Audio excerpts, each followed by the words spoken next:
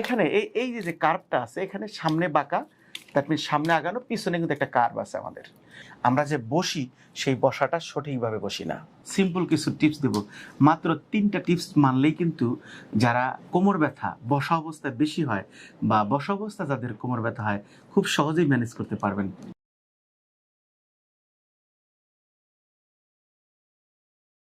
আসসালামু আলাইকুম রহমতুল্লাহ।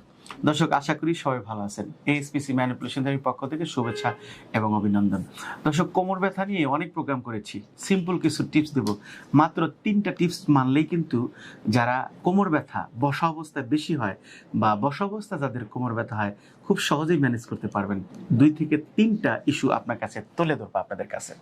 প্রথম ইস্যুটা হলো এরকম যে কোমর ব্যথার বেশিরভাগ কারণ হচ্ছে বসার অবস্থানগত ত্রুটি। তার মানে বসার অবস্থানগত ত্রুটি। এটা কি দর্শক?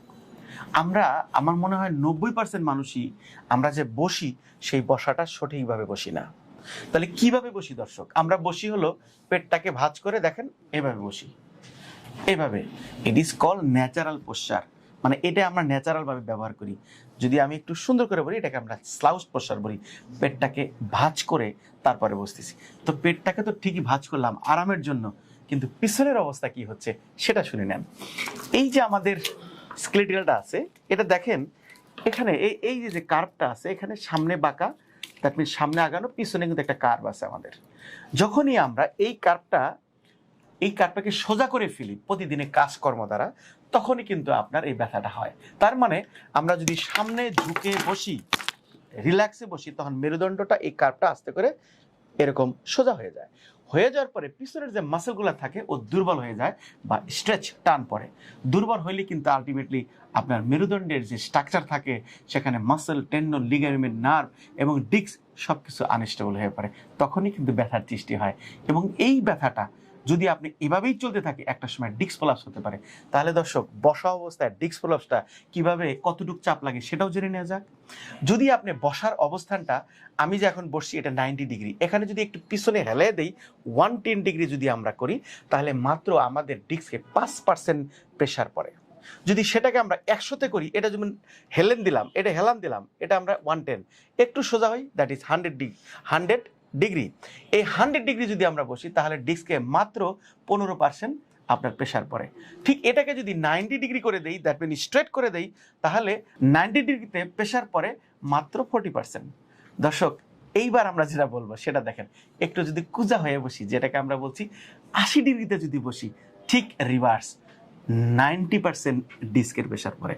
আবার বলতেছি, সামনে থেকে পিছনে যদি 110 ডিগ্রি, সেখানে মাত্র 5% প্রেশার ডিস্কে পড়ে। যদি 80 ডিগ্রিতে বসি, পেটটা ভাঁজ করে বসি, 90% ডিস্কে প্রেশার পড়ে। তার মানে মাত্র 30 ডিগ্রি ডিফারেন্সে আমাদের ডিস্কের প্রেশার 90% বেশি পড়তেছে। তার মানে এই যে আমরা যে ডিস্কের চিকিৎসার জন্য কত ডাক্তার দেখাচ্ছি, ওষুধ খাচ্ছি, এক্সারসাইজ করতেছি, সার্জারি করতেছি, এর চেয়ে কি ভালো না যাতে ডিস্ক প্রলাপস না হয় এই সুন্দর একটা নিয়ম মানা? চলুন 3টা টিপস কি কি। প্রথম টিপস, অবশ্যই বসাটা সোজা হয়ে বসতে হবে। কিভাবে বসবেন দর্শক? ছোট্ট একটা টিপ দিয়ে দিচ্ছি। মাত্র একটা জিনিসই কিন্তু আপনাকে সোজা করে বসাইতে পারে, যেটার নাম হচ্ছে লাম্বার রোল। এইটা হচ্ছে একটা রোল দর্শক। আমি যদি একটু আরিফ ভাইকে একটু শো করাই, তাহলে আমরা দেখি একটু। এই রোলটা নিলাম। এই রোলটা নেওয়ার পরে আমরা কি করব, পিঠ এবং কোমরের মাঝখানে দেব। একটু আরিফ ভাই সামনে ঝোঁকেন। এটা পিঠের শেষ, এটা কোমরের শুরু, মাঝখান দিয়ে প্রথমে হলো রুগীকে বলবো পিছনে যান, আপনি পিছনে যান, এই। আর রোলটাকে আমরা এখানে ফিট করে দেবো, একটু সামনে ঝুঁকে, ব্যাস ব্যাস হয়ে গেল। প্রথম টিপস। এই টিপসে যদি আপনি কোমরটাকে সোজা করেন, দ্যাট ইজ কল 90 ডিগ্রি। এই 90 ডিগ্রিতেও যদি রাখেন, তাহলে তাও কিন্তু 40% প্রেশার পড়বে। যদি একটু প্রেশারটা দিয়ে আমরা 110 করতে পারি, মাত্র 5% ডিস্কে প্রেশার পড়বে। আর যদি 100-এ করি, সে আগের কথাই, 100-এ করলে 15% মাত্র প্রেশার পড়বে। This is the best way to take care of your back in the sitting position, that means erect sitting posture. 2 number এক্সারসাইজটা, এই এক্সারসাইজটা করবেন, 2 হাতের কাঁধ বরাবর বিছনা বরাবর হাত রাখুন এবং বুক আর মাথা সোজা উপর দিকে উঠিয়ে নিন। ওকে, ধরে রাখুন 10 সেকেন্ড, ছেড়ে দিন। মনে রাখবেন, উপরে ওঠার পরে যাতে কোমর না ওঠে। এভাবে 10 সেকেন্ড ধরে রাখুন, সারাদিনে 15 বার করুন, প্রতিবারে সারাদিনে 3 বার করুন, প্রতিবারে 15 বার করুন। যেটা সারাদিনে, যদি অফিসে সম্ভব না হয় বাসায় অথবা অফিস থেকে ফের বাসায় সকাল বিকাল 2 বেলা করতে পারেন এই এক্সারসাইজটা 15 বার করে। শেষে হলো যথেষ্ট পরিমাণে পানি খেতে হবে। কতটুকু পানি দর্শক? অ্যাডাল্টদের জন্য 3 থেকে 3.5 লিটার। কেন খাবেন?